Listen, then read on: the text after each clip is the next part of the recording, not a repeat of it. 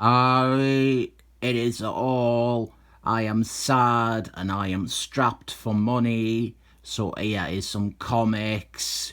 Booster Gold 10 and Booster Gold 1 million.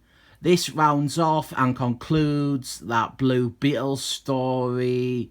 I am convinced they are not going to bring Blue Beetles back after setting up and teasing the idea, just like them lasses who bullied me at school by feeling us up.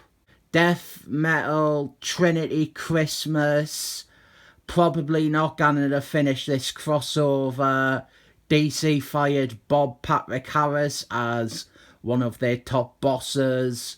And the minute he was gone, Martin Quaid got work at DC and he is writing some death metal story, so I didn't think I'm going to get any more of this crossover or any new DC books anymore. And this is my third time saying that I am boycotting DC, so I am definitely going to stick to that. I don't know why I struggle with sticking to my promises about dropping DC. For the most part, I successfully abandoned Marvel. Before I started this channel, I didn't buy any Marvel books for 6 or 7 solid years. And even since then, I think I've mostly just bought them for something different to review. Here is a Marvel and DC crossover. Remember when they used to do them? I've wanted this for ages. It is Green Lanterns versus Silver Surfman. It is a graphic novel by Ron Marsgirl and Dimebank Darrow, the then regular creative team on Green Lanterns. But Ron Marsgirl also is one of the more prominent Silver Surfman writers too. This one has always been hard to find, but I have got it now. The bad guys in it are Phineas and Jordan Albert teaming up. I love it already. And when it comes to evil Jordan Albert, he's looking evil on this cover of Green Lanterns Season 2, number 7 by Van Morrison. I will finish off this run. Van Morrison, he is done after issue 12, so that's, 5 more issues until it's over. Rumour mill is that Martin Quaid is getting the Green Lanterns as books.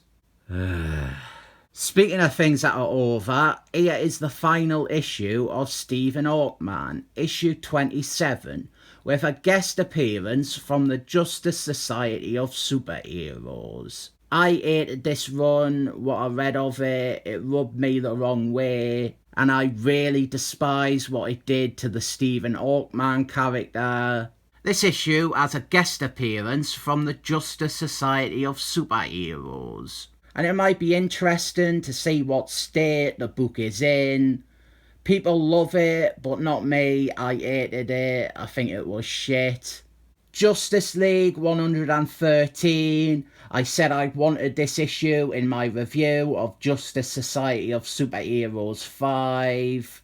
This is the issue about Sandman and his sidekick Sandy. This is the one from what I called the Silver Age in that other video, but it's actually from the mid-70s. As such, it was a lot more affordable than I thought it would be, and it seems to be quite thick. There's reprints in it as well. I didn't know much about bookbinding or stapling, but based on this having a spine, I think that means it is bound as opposed to stapled.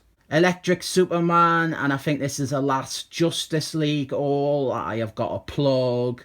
Don't be fooled by the classic looking Superman appearing on this cover.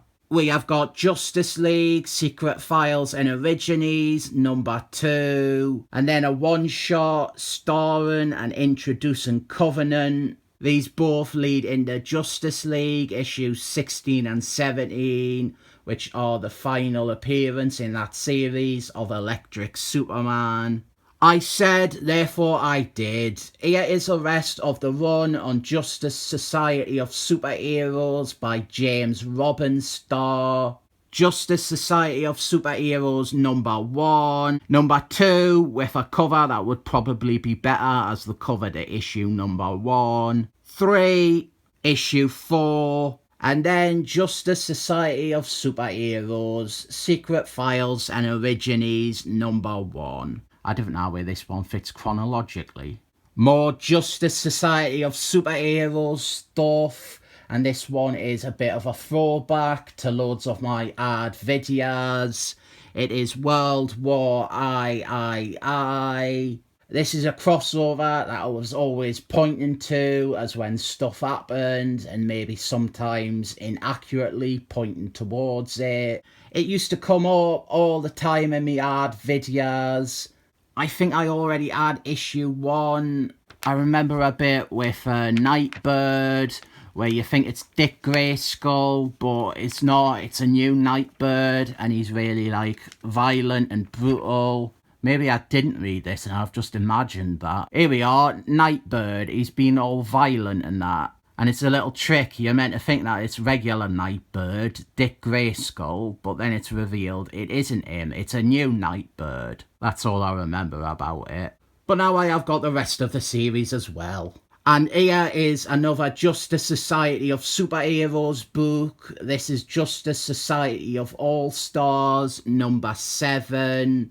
This is the other book that is alongside that Bill Swindledham book. This is by Lady Sturges and Fred Letter Media, and the book seems to be mostly the younger members of the team. And this issue is fleshing out when Pratt's son was abruptly killed off in a Green Lanterns crossover by someone else. Massive negative energy points from me.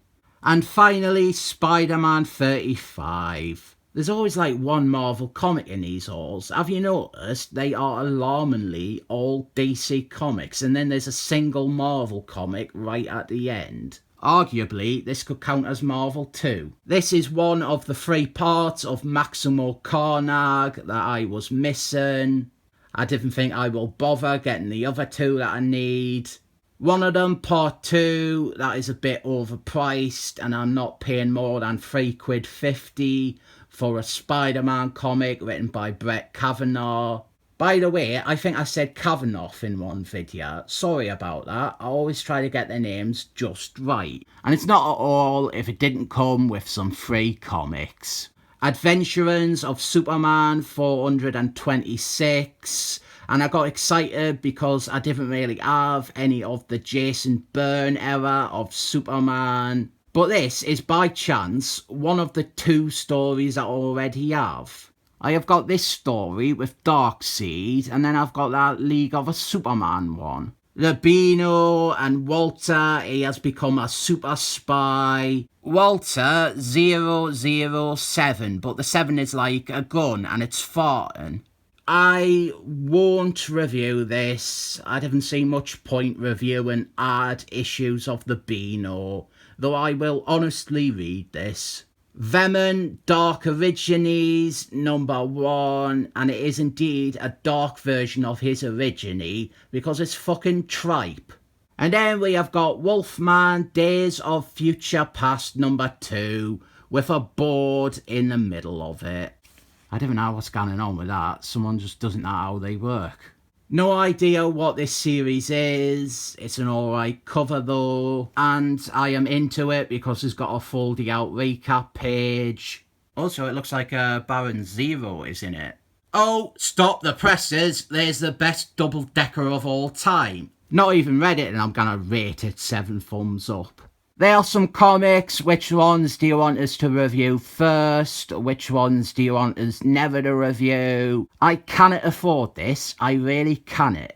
7 thumbs up.